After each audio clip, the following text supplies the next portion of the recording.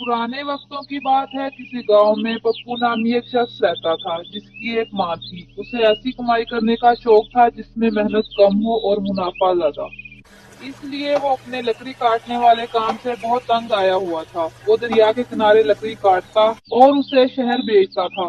फिर उन पैसों को संभाल कर रख देता था। यहाँ तक कि वो अपनी माँ की दवाइयाँ भी मुश्किल से लेकर देता था। एक दिन पप्पू लकड़ियाँ काट रहा था और कहने लगा, यार कब तक मैं ये लकड़ियां काटने वाला काम करता रहूंगा। ये काम मेरे लिए नहीं है।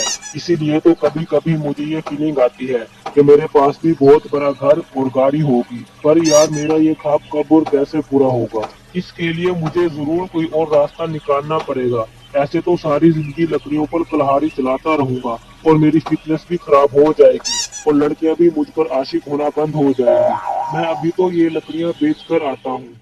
फिर पप्पू ये लकड़ियाँ काट कर शहर इन्हें बेचने जाता है। अरे भाई तू मुझे लकड़ियों के अच्छे पैसे दिया कर। मैं इतनी मेहनत करके लकड़ियां काट कर आता हूँ और तू मुझे सिर्फ 500 रुपया ही देता है। पप्पू शुक्र अदा कर, मैं तुझे इन लकड़ियों के 500 रुपया दे देता हूँ, वरना तेरी लकड़ियां काटने का तरीका ठीक नहीं है। तू सारी लकड़ियां गलत काट कर आता है, फिर आगे मुझे इन्हें बेचने में बहुत ही मुश्किल होती है। हाँ हाँ कह दे, तू मुझे लकड़ियां काटनी नहीं आती। तूने फिर बेटा मेरी लकड़ियां काटने का तरीका ही नहीं देखा। तू कभी चल मेरे साथ, मैं तुझे दिखाता हूँ मैं किस कारीगरी से लकड़ियां काटता हूँ। बस पप्पू तेरी सारी फनकारी इस लकड़ियों से नजर आ रही है, तुझे 500 रुपए ही मिलेंगे। यार भाई तुझे क्या हो गया है, भाई की थोड़ी सी हेल्प ही कर दे। मैं तो ये लकड़ियां मजबूरी में काटता हूँ, वरना ये काम मेरे लिए नहीं है। Please try to understand. और तुझे पता है मैं बहुत जल्दी अमीर होने वाला हूँ। आज तू मुझे 100 रुपया ज्यादा दे दे, मैं तुझे कल 500 रुपया दूंगा। इस तरह की बंगारी मेरे सामने मत कर, इस तरह के ग्राहक मेरे पास ही रोज आते हैं। तू शाबाश 500 रुपये पकड़ और यहाँ से चलता बस। फिर पप्पू ने 500 रुपए लिए और वहाँ से चला गया। जब पप्पू घर पहुँचा तो इसकी अम्मा कहने लगी, पप्पू बेटा मेरी दवाइयाँ खत्म हो गई हैं, आज दवा तो ला दे। अम्मा मुझे एक बात बता, मैं रोज के 500 रुपया कमाता हूँ और इनमें से अगर मैं तेरी दवा लाऊं तो मेरे पास बाकी क्या बचेगा। तू गंदी गंदी चीजें खाती है और फिर दवा के लिए मुझे तंग करती है। देख अम्मा तू कोशिश किया कर, मुझे तंग मत किया कर और सुबह गरम गरम पानी पिया कर। इससे मैदा साफ रहता है और तेरी बीमारी भी खत्म हो जाएगी। वाह वाह बेटा, बहुत हक अदा कर रहा है तू माँ का। तुझे माँ के मकाम का पता ही नहीं है। तू इतना छोटा सा था जब तू पैदा हुआ था। अम्मा थोड़ा बड़ा कर, इतना तो कुत्ते का बच्चा होता है। तो बेटा तू किसी कुत्ते से कम तो नहीं है। अम्मा बस बहुत हो गई मेरी इंसल्ट। अब मैं जा रहा हूँ और कोशिश किया कर, मुझे दुआ के लिए तंग मत किया कर। ठीक है बेटा, खुश रह। मैं माँ हूँ फिर भी तुझे दुआ ही दूंगी। पप्पू अपनी माँ की इज्जत नहीं करता था। उसे माँ के दर्जे का पता ही नहीं था। फिर पप्पू लकड़ियाँ काटने जंगल गया। पप्पू लकड़ियाँ काट रहा था तो कहने लगा, आज अम्मा को दुआ ला ही देता हूँ, वरना ये हर वक्त तंग ही करती रहेगी। ये कहा तो पानी से एक जल परी निकली। तो पप्पू इसे देखकर परेशान हो गया। मैं तुम्हारी सारी बातें सुन रही थी। तुम बहुत परेशान हो और अपनी अम्मा की दवाई के लिए बहुत फिक्रमंद हो। मैं तुम्हारी मदद करना चाहती हूँ। जल परी को देखकर पप्पू खुश हो गया और कहने लगा, हाँ जलपरी, मैं अपनी माँ का बहुत ख्याल रखता हूँ और इनकी बहुत खिदमत करना चाहता हूँ, लेकिन मेरे पास पैसे ही नहीं होते इनका ख्याल करने के लिए। मैं इनकी बहुत सेवा करना चाहता हूँ। मुझे बहुत खुशी हुई ये सुनकर। अभी भी इस दुनिया में बहुत अच्छे लोग मौजूद हैं जो अपनी माँ से बहुत प्यार करते हैं। प्यार प्यार का लफ्ज तो बहुत छोटा है। मैं तो अपनी माँ पर जान देता हूँ। बस ठीक है, तुम अपने घर जाओ। मैं रोज तुम्हारे घर एक मोती फेंक जाया करूंगी। तुम इसे बेच देना, तुम्हारे पास बहुत सारा पैसा आ जाएगा। पप्पू ये सुनकर बहुत खुश हो गया और जल्दी से अपने घर गया और घर के बाहर बैठकर जलपरी का इंतजार करने लगा। कुछ देर इंतजार करने के बाद इसने देखा वही जलपरी उड़ती हुई आ रही है। इसके हाथ में एक मोती है। जलपरी ने वो मोती पप्पू के पास फेंक दिया और वहां से चली गई। पप्पू ने मोती उठाया और कहने लगा, वाह वाह जलपरी बाजी, तुमने तो कमाल ही कर दिया। अब तो मेरे मजे हो जाएंगे। बस तुम रोज आना और रोज मुझे मोती देना। मैं रोज ये मोती बेचकर अमीर हो जाऊंगा। फिर पप्पू वो मोती लेकर अपने गांव के एक सुनहरे की दुकान पर गया।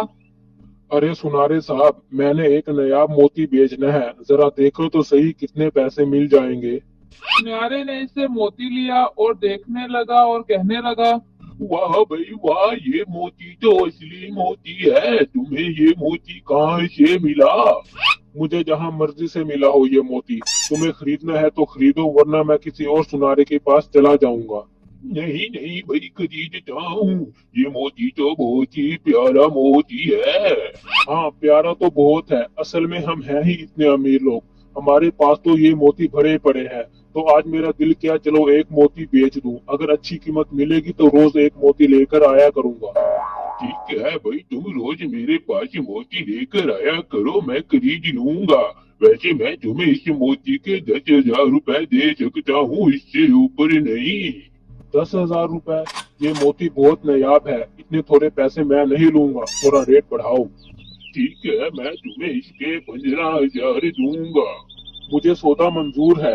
ये कहकर पप्पू वहाँ से चला गया और कहने लगा, अब मैं जल्दी से घर के बाहर जाकर बैठ जाता हूँ और जल परी का इंतजार करता हूँ, कहीं जल परी बाजी आगे ही ना निकल जाए। इस तरह पप्पू रोज घर के बाहर बैठता और रोज जलपरी उठती हुई आती और एक मोती फेंक कर चली जाती। पप्पू रोज वो मोती बेचता और पैसे इकट्ठे करता।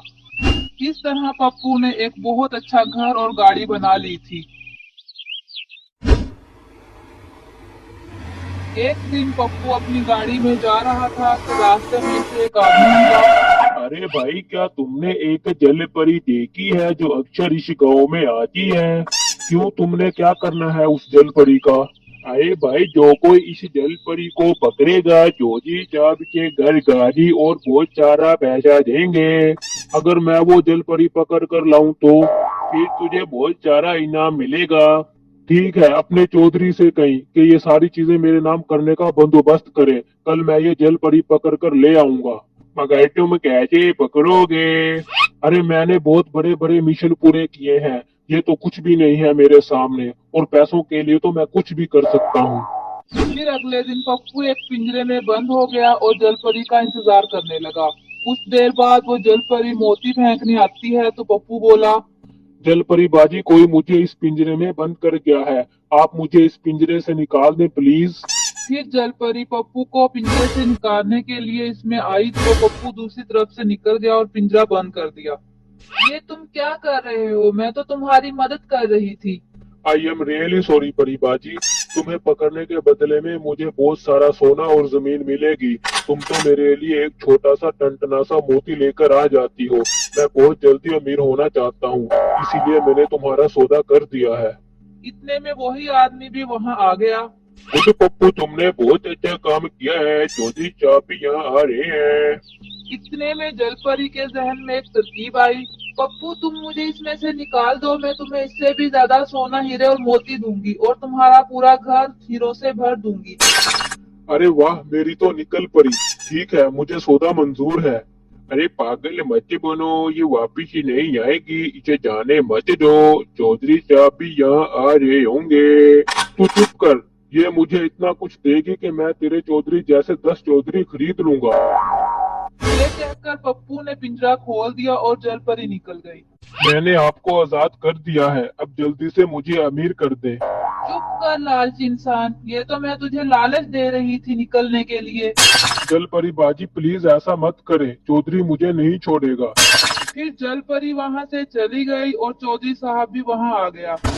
कहाँ है जल परी? चौधरी साहब, इसने जल परी को आजाद कर दिया है पैसों की लालच में, और वो इसे टेंगा दिखा कर चली गई है, अब वापिस नहीं आएगी।